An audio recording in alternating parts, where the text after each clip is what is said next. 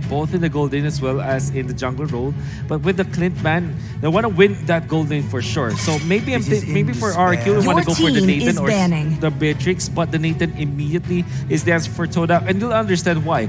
That man on the Clint means that RRQ wants to win in the gold lane marksman matchup, and before that happens, they banned the Nathan themselves. Do they want to play good old classics here? I'm thinking like, you know, Alice, maybe even Popo and Koopa, like we saw in the previous matchup here today. Is that even a consideration for RRQ? Absolutely.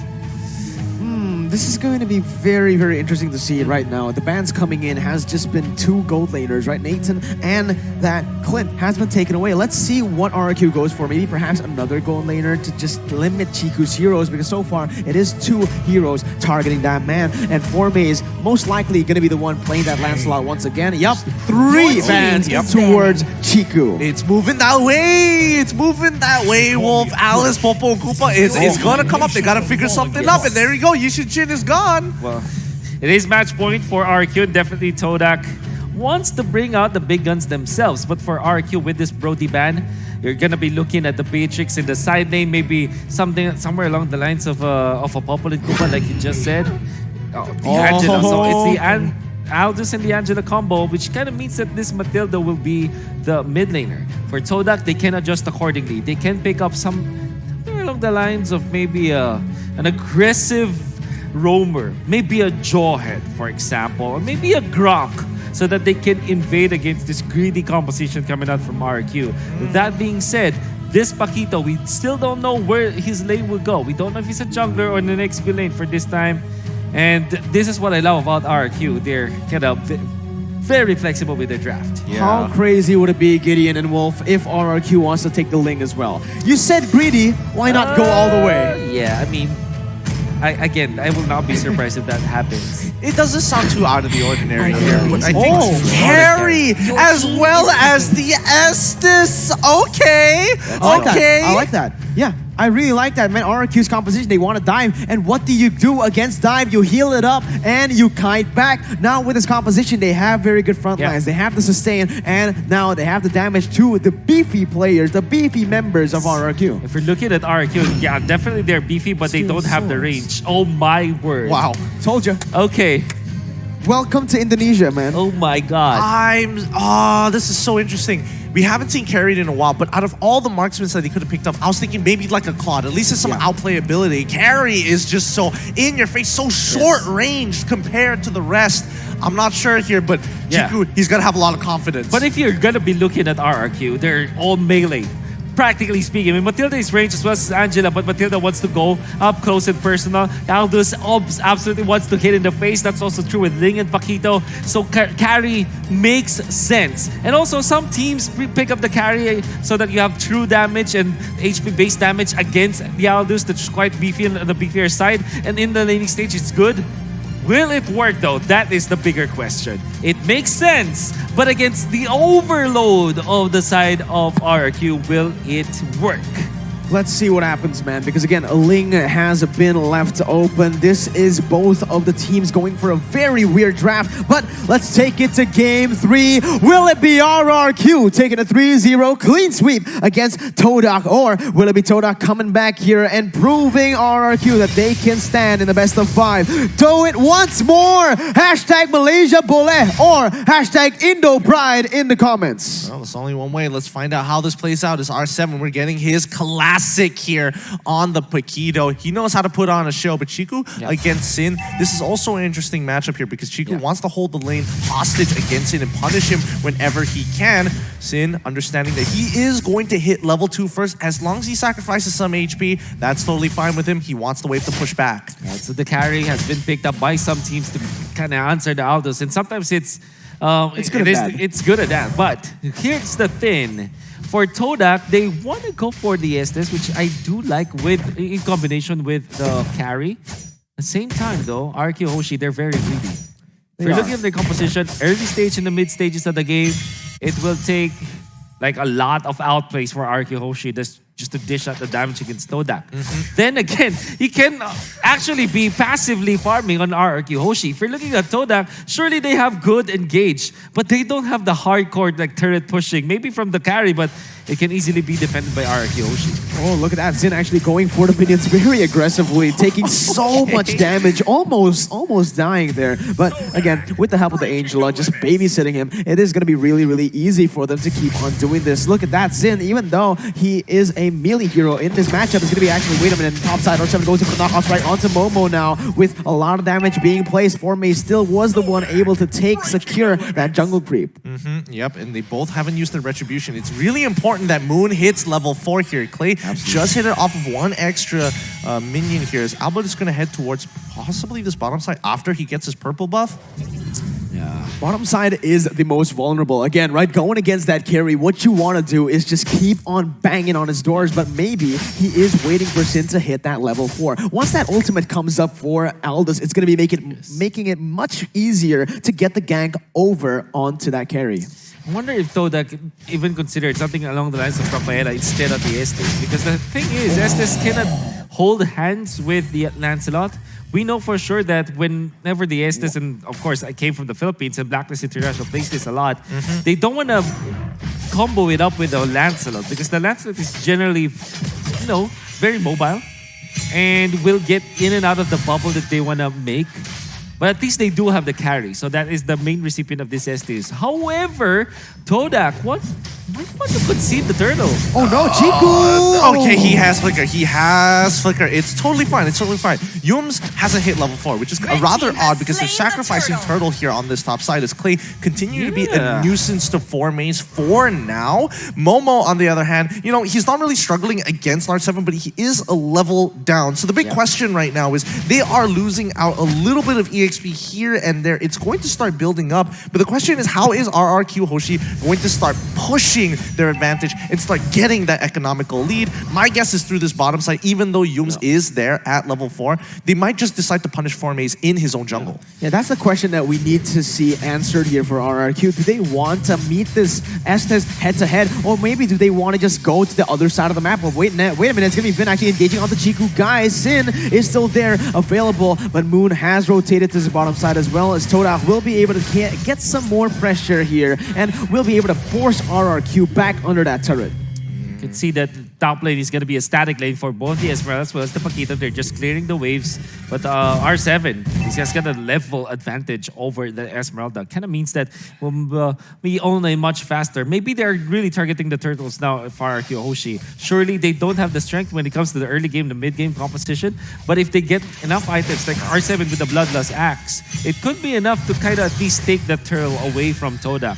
And that might be enough. That is their ticket to passively farming into the point where they're very strong. Yeah. Oh, Alberto, he's jumping in onto Formays, forcing the final execution. He might just go for this again and again. It's going to be the 7th place knocking in, and that is going to be a lot of damage placed. First blood by Razor in the 4th minute, but it might be not enough. It's going to be Momo jumping into the falling Star Moon all the way, getting the kill, and Xin is going to be forced to back out. But in the bottom side is an all-out war once again as Chiku tries to deal some damage, tries to get the healing done. He's still able to survive. That is the first item with a nature coming in, but the damage will not be enough. It's going to be Chiku running out and the mid lane turret taken away. Yum saves his life with an Aegis and tops Chiku back up to 50% of his HP. Wow, that was a very quick lane swap here, as in he's tired of this. He's like, give me a beetle, give me anything. I need to get back into this game. This lane blows. Albert actually dying here for this little wanderer. Oh my goodness, Clay was not able to get there in time. Yeah, oh my goodness. TODAK, the series of unfortunate events for RRQ Hoshi and a series of great events coming out from TODAK. Able to defend their bottom lane,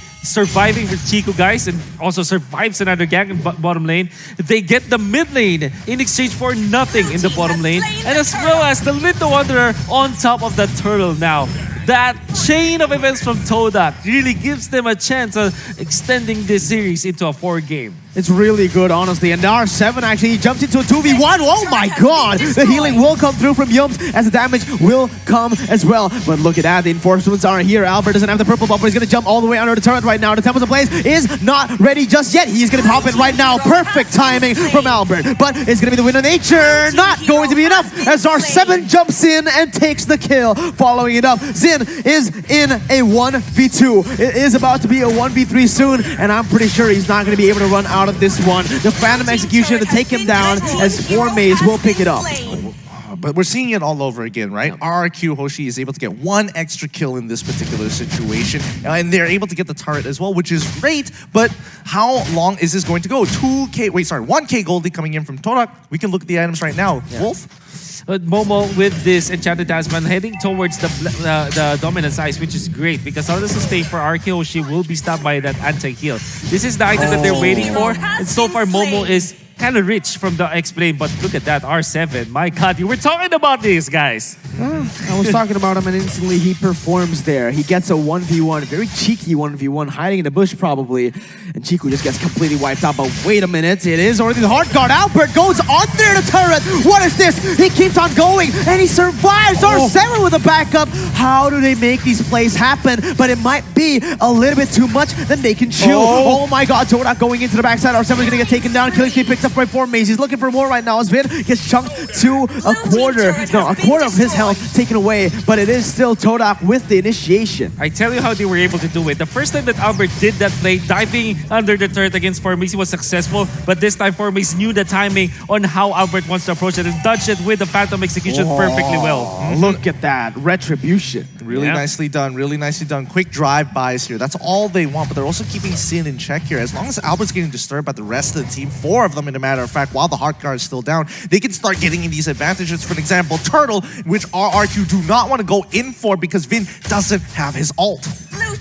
Right now, they really need to rely on Xin just keeping on keep scaling. He needs to keep scaling, but wait a minute, Albert actually found Chiku in the midst of it all on the top side, and he is forced to flicker away, but now is Clay joining in. Xin! Oh my god! He dives in on 4 members, maybe not that wise right now, as that's going to be Albert popping the Tempest of Blaze in the midst of it all, goes in and back and forth, and all the way, still able to run, but Yums has just come in clutch so many times in this game. Oh my goodness, Chiku, he flickers over the wall to get in towards Yums. That's great, but now Sin getting punished here by 4 Maze.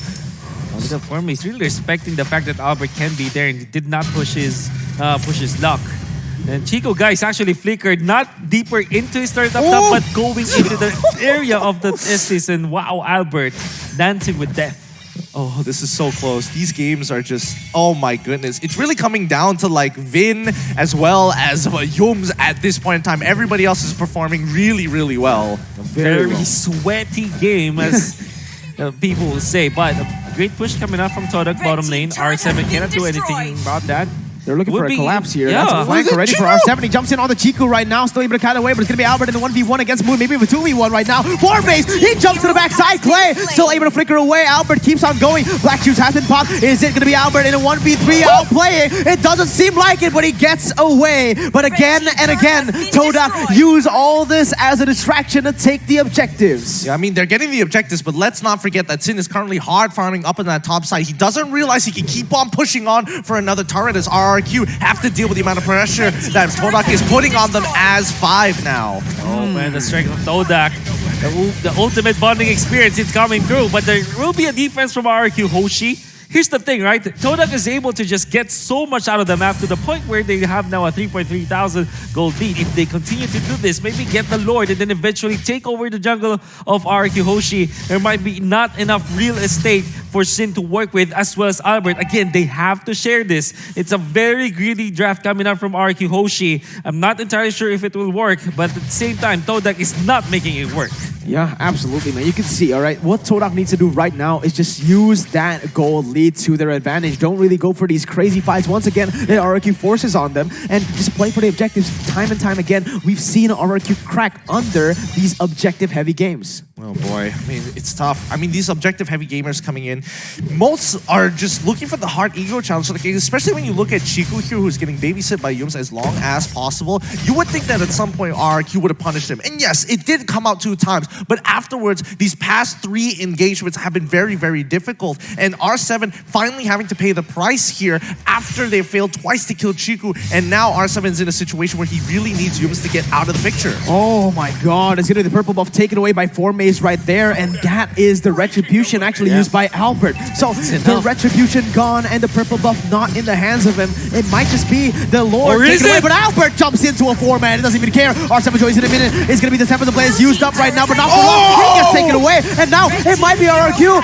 fighting more than they can chew. Clay gets taken down, and RRQ, they're trying to scramble, trying to look for the picks. R7 in the bush. Let's see what he can do. He's gonna jump in with a knockout strike all the way on to 2 members right now. He's gonna be able to get a kill, but 4 Maze still managing to jump back and forth. Phantom Execution does no damage on the Zin. He might be able to outplay it, and RRQ with all of it under it. He's still able to kite away, but the side laners for RRQ doing absolutely everything for the team. Oh my god, that was crazy!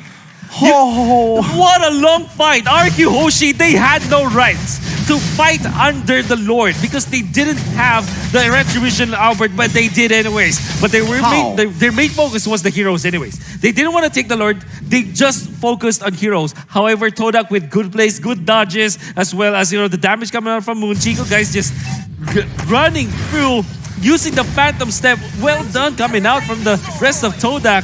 However, my God, this R7 waited for the right moment. He's waiting up until that moment where 4 Maze and Moon were on top of each other to stop them from taking on Sin. And Sin is tanky enough to really last up until the tail end of that fight. Beautiful. That was absolutely beautiful. But wait a minute, another fight goes on here. Albert jumps in on 2 members right now. That's Yum. That's not the target you want to go on, but Chiku is going to be targeted by Zin. Albert in the midst of it all, still able to kite away for now. But look at him, how? How do you survive? And that is a fight where RRQ gets a 1-for-0. Momo jumps in once again. But how does these fights keep on happening? Oh, that's everything. Oh my I think this is good for RRQ Hoshi because they know for a fact Chiku has run out of time. And more importantly, he is still on cooldown for that Winds of Nature. So they want to press that advantage to go for this 1-for-nothing trade. To all due fairness, TODAK, they capitalized on the fact that Albert actually missed the retribution onto that purple buff. So he didn't have a purple buff in this case. However, they still want to fight. RRQ Hoshi are just plain out crazy at this point. Well, this is the RRQ aggression. Look at him. He's going in blind on 3 members, and he's still able to out-damage 4 Maze. What is that? Albert keeps on making it happen, and Sin joins it back in under the turret. Winter Trojan has been used, but look at Sin. He is ferocious, and they will keep on going. He survived under the dive. A 3-for-0 for the King of Kings. Oh my God. Oh my God. They've closed down that gold gap. They punished TODAK 2 times within that period. It's nuts. I don't know. Albert just face checks and he wants to, and now Momo is gonna get punished here. He gets shoved away so far, but Chiku, he's scaling so well. We got to see the items at some point. We need to know what exactly is happening. Because of the fact that, the sustain coming up from RRQ Hoshi is just insane. Even the fact that there's already dominant size on the side of TODAK, they still get a purple buff in the end. That fight in the mid lane, they didn't have the purple. They don't have the best hit to dive under the turrets of TODAK, but they still did. My God. Don't look at me, Wolf. I'm speechless. Don't look at me. No. That is illegal. I swear. How? It's favor on Vin. No. Firstly, TODAK had the objectives. They had the gold lead. They had everything set for them. Ling didn't have the purple buff. How? And he face checks the push against 3 members of TODAK, still gets out in the end. I don't understand what is happening, but at least RRQ Hoshi are taking advantage of this sustain coming out from both the Matilda as well as the Angela. They have favor on Vin. Well, that is one of the go-to blessings anyways for the roamer for Angela. But even with that factor, it's even crazier to think that RRQ Hoshi just Oh, they're going just back go in in. again. Oh my god. Zin is coming in. Moon gets taken down. Zin trying to deal some damage on the Chiku, guys. And that's going to be it. He's going to get taken down. And look at the plays from the baby alien. He's going to lead the charge with that. A 3-for-0 once again. They're walking out as a full Big Daddy squad here. They're just running through the members of TODAK, and especially going so deep in. They are going to get everything else. Oh, Momo, he's in so much trouble here. There's nothing much he can do. There is nothing much anyone could do against this team. What do you need to do, RRQ? They keep forcing everything to happen. And look, all the gold, all the turrets, it doesn't matter. Albert's just gonna dive onto 4 maze, under the base. What is this? They didn't even take the inhibitor turret, but the brains, the balls, and the craziness of RRQ keeps on shining. They're playing at RRQ space. They're in their heads right now. TODAK, they can't take a second to breathe. Moon has not been able to get his ult off in time in multiple rounds. This is the second time in this game which he gets one shot and not even having an opportunity, even though there were clear moments where he could have used his own ult. He needs a breather. If I had $1, every time Albert just pops the 3-blade combo when you pop the Tempest of Blades, my God, I probably would be a millionaire. Well, not literally. But you see what I'm trying to get at. This guy is just so masterful with this hero.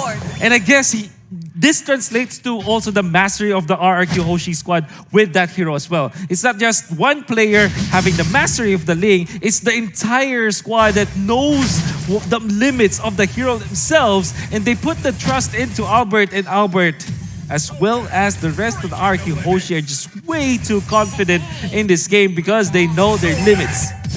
At this point, I think it's tough because we're 17 minutes in the game. This is the longest anybody has survived against RRQ Hoshi so far. And Zin, he's at his maximum potential. He's got more than enough. With that soul contract alone, he's going to be looking to one-shot people like Chiku, so they have to play this mechanically perfect. Yes, they still have Chiku, guys. The damage could be there as the late game carry. Oh, look at Ling. Oh god, it's gonna be Albert jumping in again for Maze, using everything, but look at the positioning, the timing of Albert. Going for the depths of plays all the way to the backside. RRQ trying to end the game right here, right now. R7 still able to managing to get out of that situation with all the damage coming in. It might be actually the turnaround. RRQ, they've lost 1. Chiku goes in on to 3, but Clay, he's gonna go in for the re-engage. Chiku gets chunked to very low HP, but Yums is still there for that sustain. A TODAK still managing to survive another time here. Yeah, Chiku, guys, the damage is not to be disrespecting at all.